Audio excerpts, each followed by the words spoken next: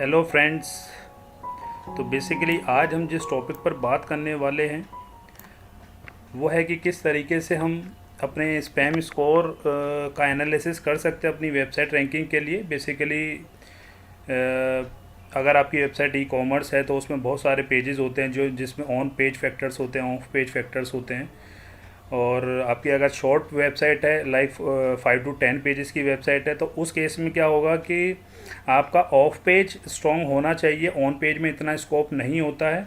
तो बेसिकली आज हम बात करने वाले हैं कि किस तरीके से वेबसाइट के ऑफ पेज और ऑन पेज का एनालिसिस हम कर सकते हैं, जिसके अंदर काफ़ी सारे फैक्टर्स होते हैं जिनमें से स्पैम स्कोर एक और फैक्टर है।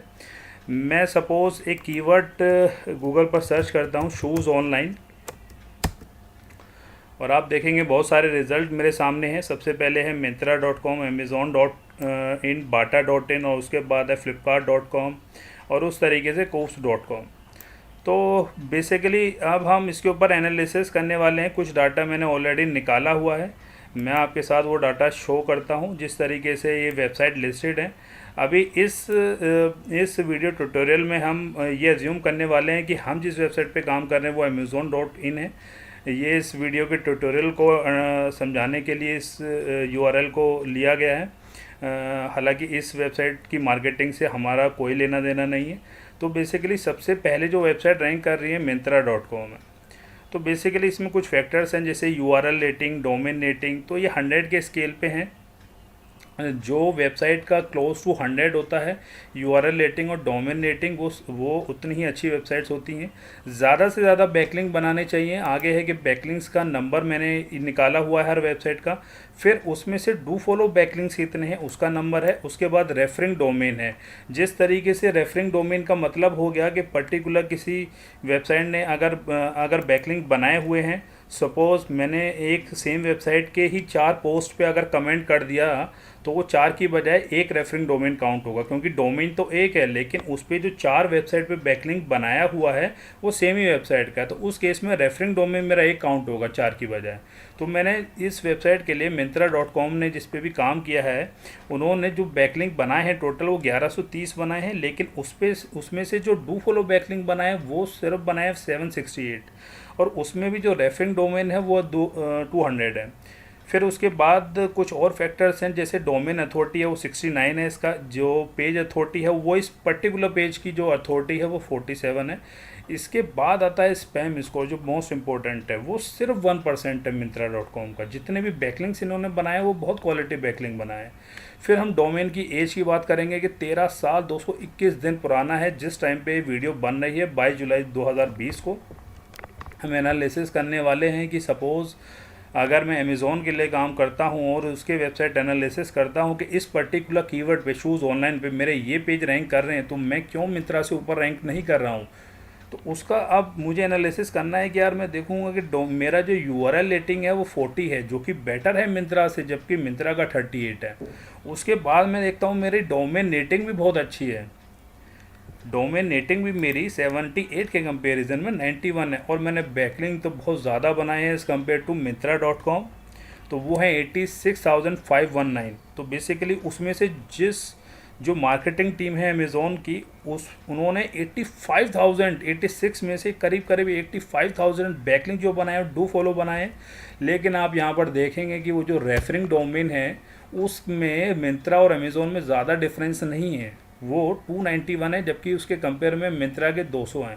जबकि आप देखेंगे डोमेन अथॉरिटी बेटर है, 69 के कंपेयर में 92 है, और जबकि 47 के कंपैरिजन में इस पर्टिकुलर पेज की अथॉरिटी अमेज़ॉन की ज़्यादा है Myntra.com से। लेकिन यहाँ पे हमने 3 फैक्टर मोटे मोटे नज़र में आते हैं कि हमारा जो Amazon.in का जो रेफरिंग डोमेन है वो 291 है, जबकि आप यहाँ पर देखेंगे स्पैम स्कोर 28% है इस पर्टिकुलर पेज का। I am not talking guys कि इस पर्टिकुलर डोमेन का ये स्पैम स्कोर है, ये इस पर्टिकुलर पेज का जहाँ पे मेन शो लिस्टेड है, जो पर्टिकुलर शूज़ ऑनलाइन कीवर्ड पर ये पेज रैंक कर रहा है लैंडिंग पेज, उसका जो स्पैम स्कोर है 28% है। जबकि डोमेन में जो कंपेयर करेंगे तो मिंत्रा के कंपेयर में 2 साल पुराना, 2 से 2.5 साल पुराना डोमेन है। Amazon.in की बात हो रही है गाइज, Amazon.com की नहीं। तो बेसिकली हमको ये फिगर आउट हमने ये किया है कि इसका जो स्पैम स्कोर है इस पर्टिकुलर डोमेन के लिए, तो वो थोड़ा अच्छा नहीं है, मतलब 28% काफ़ी काफ़ी ख़राब है। तो बेसिकली 0 to 5% को हम वो वार्निंग में आता है, उतनी दिक्कत नहीं है। 5 to 10 में थोड़ा सा ज़्यादा वार्निंग होता है, और बेसिकली 10 to और 15 से प्लस जो आपका स्पैम स्कोर होता है वो ठीक नहीं होता है आपकी वेबसाइट के लिए। तो उस केस में आप क्या करने वाले हैं कि भाई Amazon.in की जो जो हम इसमें इस पर्टिकुलर डोमेन का जो स्पैम स्कोर है उसको कम करने का सोचेंगे। ऐसे ही फ्रेंड्स आप एनालिसिस कर सकते हैं कि Bata.in क्यों ऊपर रैंक नहीं कर रहा है, जबकि इसका रेफरिंग डोमेन Bata.in का इन सबसे ज़्यादा है। लेकिन उस केस में आप देखोगे कि भाई इसका जो DA और PA है वो काफ़ी कम है एज़ कम्पेयर टू जो टॉप पे 2 वेबसाइट रैंक कर रही है, मिंत्रा और अमेज़ोन। तो मैं Bata.in के लिए हम बोल सकते हैं कि भैया उनको DA और PA पे अपना अच्छा काम करना है, डोमेन उनका भी उतना ही पुराना है, लेकिन साथ में उनको स्पैम स्कोर पर भी काम करना पड़ेगा। नीचे की 2 वेबसाइट हैं, जबकि फ्लिपकार्ट का जो अमेजिंग है URL रेटिंग और डोमेन रेटिंग तो ऑलमोस्ट सेकंड नंबर पे 88 187 बैकलिंक है। लेकिन यहाँ पर आप देखोगे सब कुछ बेटर है। DA भी शायद ऑलमोस्ट सेकंड नंबर पे आता है अमेज़ोन के बाद, फ्लिपकार्ट का 50 है इसका पेज अथॉरिटी का। स्पैम स्कोर भी कोई ख़राब नहीं है, बहुत ठीक है, 1%, 13 साल पुराना डोमेन है। लेकिन गाइस यहाँ पर आपको देखने वाली बात है कि बैकलिंक पर उन्होंने बहुत कम काम किया है। बैकलिंक पर उनको काम करने की ज़रूरत पड़ेगी फ्लिपकार्ट को अपने स्पैम स्कोर पे काम नहीं करना है। डोमेन ऐसी चीज़ है, डोमेन एज, जिस पे आप कुछ काम नहीं कर सकते हैं, वो डोमेन एज ही है। एक तरीके से DA/PA पे आप काम किया जा सकता है, लेकिन फ्लिपकार्ट को DA/PA पे काम नहीं करना है, रेफरिंग डोमेन पे काम करने की ज़रूरत है। उस तरीके से बैकलिंक पे काम करने की ज़रूरत है। और बैकलिंक आप ट्राई करें कि भाई जो हम बैकलिंक फॉलो करने वाले हैं उसकी बेस्ट प्रैक्टिस ये होती है कि आप अपने इस वेबसाइट से रिलेवेंट ब्लॉग पर या रिलेवेंट वेबसाइट पे बैकलिंक बनाएं और डू फॉलो बैकलिंक बनाएं। .edu या .org बहुत रिलेवेंट वेबसाइट होती हैं, उनसे बैकलिंक लें जो आपकी वेबसाइट को बहुत हेल्प करने वाले हैं। तो इस केस में हम बोल सकते हैं कि flipkart.com है उसको अपने बैकलिंक पर और डू फॉलो बैकलिंक पर काम करने की ज़रूरत है। सेम कूव्स के लिए है, सेम कूव्स को तो अपने जो है URL रेटिंग पे भी काम करना है, यानी कि अच्छे बैकलिंक्स बनाने हैं। उनके बैकलिंक्स कम है, उनके डू फॉलो बैकलिंक्स भी काफ़ी कम है। उसके बावजूद क्योंकि वो जो है रिलेवेंसी में है और उनका DA/PA भी अच्छा है, स्पैम स्कोर भी कम है, तो वो उस लिस्ट में आती है, रैंकिंग की लिस्ट में। तो गाइस अब क्वेश्चन आता है कि स्पैम स्कोर को हम किस तरीके से कम कर सकते हैं। अगर अमेज़ोन को अपने स्पैम स्कोर पे काम करना रहेगा तो उनको बेसिकली एक टूल है, और बहुत सारे टूल हैं, Ahref है, SEMrush है। तो बेसिकली मैंने इस टूल को यूज़ किया Ahref को, जिसमें उन्होंने मेरे को URL रेटिंग बताया है, डोमेन रेटिंग बताया, बैकलिंक बनाया, रेफरिंग डोमेन आपको बताया है। उसके साथ ही आप क्या कर सकते हो कि अगर मैं यहाँ पे अमेज़ोन का देखूँगा तो यहाँ पे बैकलिंक्स आपको नज़र आ जाएंगे कि बहुत सारे बैकलिंक्स हैं। बैकलिंक्स को आप पेड टूल लेने के बाद इनको डाउनलोड कर सकते हो। अब क्या है कि एक एक टूल को आप निकालो और उसके सामने उन बैकलिंक्स का स्पैम स्कोर मेंशन करो, और आपको देखना है कि जिन वेबसाइट का स्पैम स्कोर एक पर्टिकुलर आपको लेना पड़ेगा कि 5% है या फिर 10 है, तो उसके ऊपर के जो बैकलिंक है उनको आपको मॉनिटर करना है, और उसके बाद आप उसको एक नोटपैड में सेव कर लोगे जिनके स्पैम स्कोर काफ़ी ख़राब हैं।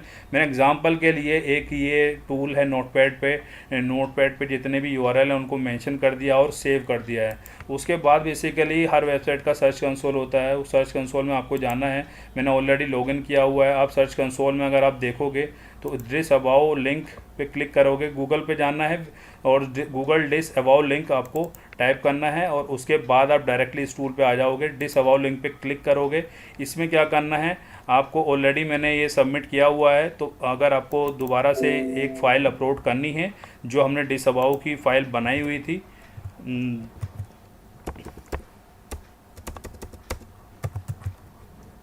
ये रही फ़ाइल, तो मैं इसके बाद उसको सबमिट कर दूंगा और उसके बाद डन कर दूंगा।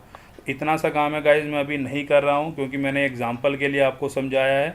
और जहाँ तक बात रही आपका DA और PA, तो DA और PA चेक करने के लिए आप इस वेबसाइट पर जा सकते हैं। और भी काफ़ी सारे टूल हैं, आप DA and PA checker Google पे लिखेंगे तो बहुत सारे टूल आ जाएंगे, और एक एक वेबसाइट डाल सकते हैं, मल्टीपल वेबसाइट डाल सकते हैं। और उसके बाद आप I am not a robot पे री कैप्चा को वेरीफाई करने के बाद चेक पर क्लिक करेंगे तो आपको इस तरीके का कोई डाटा मिल जाएगा पर्टिकुलर वेबसाइट का। ये फ्लिपकार्ट का हमने देखा था, इसका DAPA सब मेंशन है, स्पैम स्कोर। बेसिकली हम ये 2-3 चीज़ें ज़्यादा मेंशन करते हैं। ऑल दो हमारा मानना है कि ये इंपॉर्टेंट फैक्टर ज़रूर हैं, लेकिन अगर आपकी वेबसाइट के और भी फैक्टर्स होते हैं जो आपका ऑन पेज में कंसीडर होते हैं, नो डाउट कि काफ़ी सारी चीज़ें हैं। जैसे अमेज़ोन के अगर हम ऑन पेज फैक्टर को दूसरी वीडियो दूसरे ट्यूटोरियल में डिस्कस करेंगे, लेकिन इसमें भी एक चीज़ है कि आपके URL थोड़े क्लीन नहीं है, क्वेश्चन मार्क है, UTF नोट इस तरीके से, और आप कंसिडर करते हो कि आपके URL में जितने भी वर्ड होने चाहिए वो वो कैपिटल लेटर में नहीं होने चाहिए, जिसमें मैन और शूज़ दोनों ही कैपिटल लेटर में है। तो अमेज़ोन के लिए ये भी देखने वाली बात है। लेकिन उसका डोमेन अथॉरिटी, पेज अथॉरिटी अच्छा है, डोमेन एज अच्छा है, तो उसके बावजूद वो दूसरी पोजीशन पे ईज़िली वो आ गए हैं, तो ये भी एक अच्छी बात है। तो गाइज़ अभी हमको यही करना था इसमें, और बाकी हम दूसरी वीडियो में इनके और फैक्टर्स को हम कंपेयर करेंगे। आज के लिए इतना ही। Thank you so much.